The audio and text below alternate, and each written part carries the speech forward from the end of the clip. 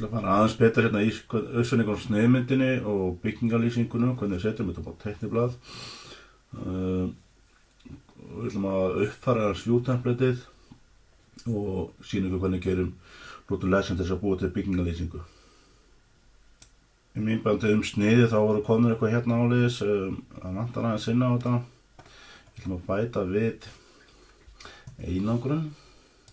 Við förum inn í annotate og á insulation. Og þá kemur upp glugginn hérna minni og við fáum þá mögulegan á stilla einingarúttektina og velja hérna til einhver center eða farset eða nearset. Ef við viljum center þá erum við að fara að vinna til miðjunarvegnum sem ágætt. En það passa ekki bara að velja þá miðjubrúna á burðarþol eða á grindinni, þakgrindinni. Við getum líka valið hérna to farset eða nearset hérna. Og þá erum við að fara í brúnina á veggnum. Og ef þið eru ekki viss með tittina þá getum við alltaf mælt hérna með málsbandin okkar. Við setjum þetta til dæmis hérna í gólfbitann. Við ætlum að setja 125 mm einangur þar en við ætlum að setja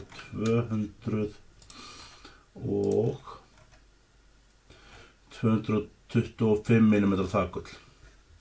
Þannig að ég fer hérna í insulation og ég ætla að taka hérna, byrjum með þakkinu, 225 mm. Ég hef þetta hérna til far side og við grípum punktin hérna. Ef maður fer öfugt þá er hérna til nearset. Þetta var hérna neður. Það var þetta komið og svo var 125 mm hérna í gólfinu. Þú vant að sjá hvað við byrjum hérna með þá. Svona. Þá átti þetta að líta einhvern veginn svona út. Sirka. Og við gætum bætt við hérna. Við fyrir með annotate og detailine. Og veljum bara hérna medianize og bæta við línu hérna til að sýna fram á. Þannig að ég kann ekki hafa betur, við skulum hafa bara lines. Lines, svona. Bæta við smá hérna skildurum hérna til að sýna fram á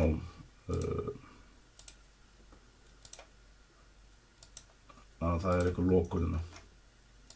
Getum alltaf editera, dreigja þetta bara til hérna ef þetta er eitthvað ekki alveg svo með þetta. Þessi teikning er náttúrulega svolítið gróf, hún er náttúrulega verður 1/100 þannig að það er ekki alveg að marka þó að það séu svona smá bil eins og hérna til dæmis á milli. Það þarf bara að hafa það. Þetta mun líta einhvern veginn svona út þegar ég prenti þetta út í þessari fjarlægð. Reisið mér sýna ykkur að þegar við settum sneiðin inn og ég fór hérna síðan að skoða hérna teikniblaðið mitt og sjáðu hérna útlitinu að það birtist sneiðtáknin. Við viljum ekki hafa það, þannig að við ætlum að uppfæra þá, við getum uppfært view-templatið. Ef við hægrismilli hérna á og segja hérna activate view og skoða þess að hérna properties view-template hérna. Fyrir hérna í ásendur útlit. Og við notum þetta view-template, þetta er á öllum 4 ásendartekníkunum. Ég ætla að velja hérna annotate hérna. Svona, það kemur þetta svona upp. Það er svolítið hérna fyrir utan. Skróla hérna niður. Ég er í annotate categories. Finn hérna section.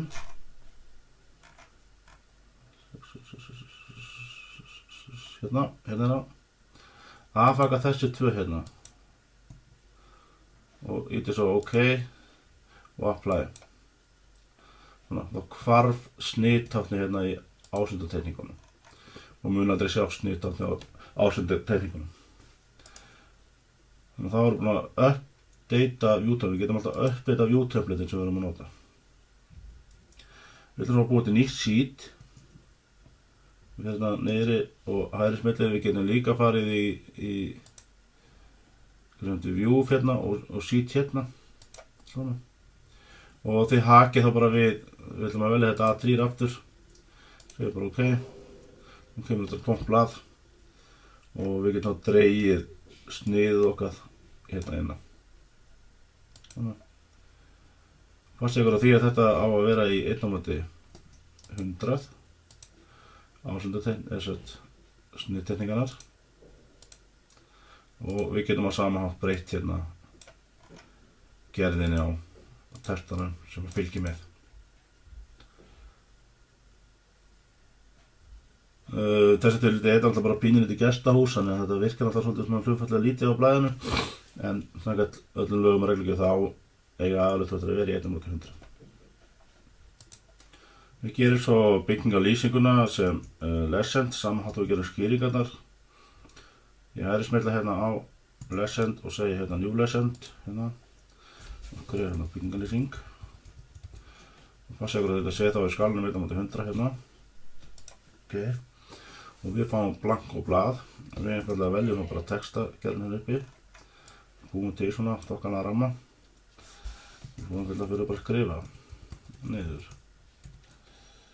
Og það hætt að munið þið fáið hérna möguleika, þetta svipaðum í AutoCAD-inu, nei í Word-inu. Það er þetta fyrst testa, það er þetta snúa honum við ef við skrifa var sem litla stafi. Þá getum við snúið við hérna. Svo. Já, þessi möguleika hérna, hann á bara við ef maður skrifar þetta án þess að hafa hálstafi. Já. Lýsing. Og þá getur maður breyta sér upp í stóra eða litla. Okay. En ég ætla að setja inn hérna snákast byggingarlýsingu sem við hafum smá fyrirmynd á hérna myndbandinu. Þannig hérna þrátt yfir sögu. Ég var búinn að búa til tveir testaglugga sem ég bjóð til. Þið sjáuð. Nei, úps, ég átti þetta sér. Ég ætla að laga til hérna. Svona. Það sem ég gerði eitthvað til sem ég ætla að sýna ykkur. Þau eru að gera til dæmis flatamáltölur. Eins og til dæmis hérna eða rúmmáltölur. Þetta litla, hérna, þrýr hérna, þá nótuðu þennan hérna möguleika, Superscripts.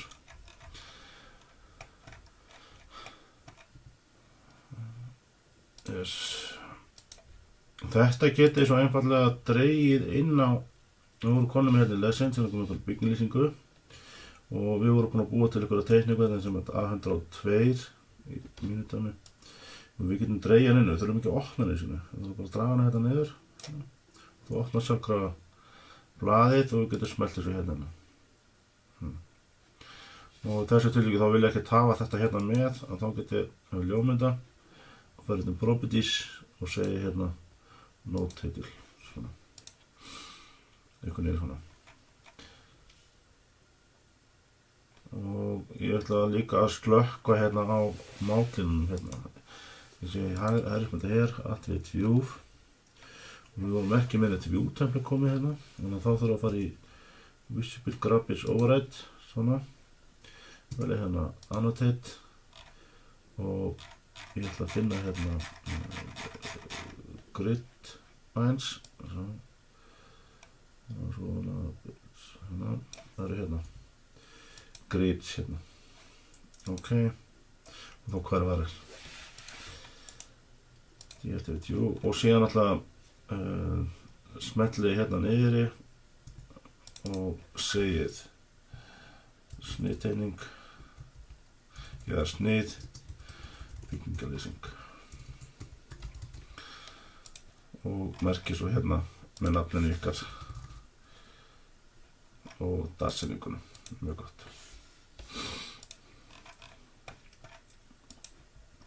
Þið getið sett eitthvað ímynda heimilisfang hérna, þetta kemur upp sem svona sér gluggi og þá birtir þetta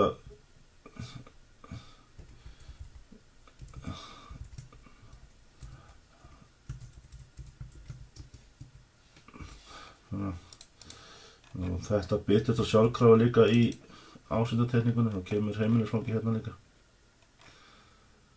Hún nær í sköluna, þess að það er svolítið mikilvægt að hafa textan í 1/100 líka.